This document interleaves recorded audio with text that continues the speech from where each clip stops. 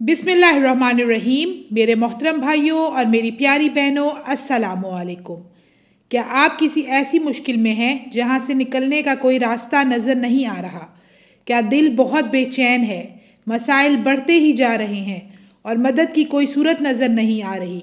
आज मैं आपको एक ऐसी ताकतवर दुआ बताने जा रही हूँ जो दिल के सुकून और अल्लाह की फौरी मदद का जरिया बनती है। ये दुआ हम सब जानते हैं, लेकिन हम इस दुआ की अहमियत को नज़रअंदाज कर देते हैं और इस दुआ से फ़ायदा नहीं उठाते।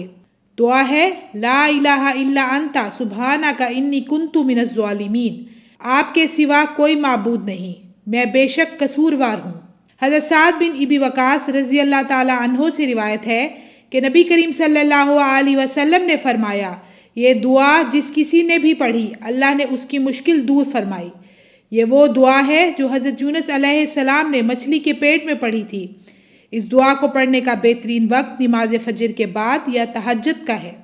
इसको पढ़ने का तरीका ये है कि वज़ू के साथ पुरसकून जगह पर बैठें, दिल में अपनी हाजत का तसव्वुर करें और 100 मरतबा ये दुआ पढ़ें। फिर खूब खुशू व खुजू के साथ अल्लाह से अपनी हाजत तलब करें।